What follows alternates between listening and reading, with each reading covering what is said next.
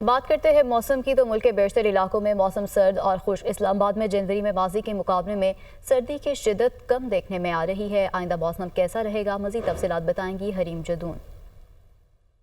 देखिए, इस्लामाबाद में तो आज सूरज आज चमक रहा है और दर्जा हरारत की बात करें तो इस वक्त दर्जा हरारत 10 डिग्री सेंटीग्रेड रिकॉर्ड किया गया है।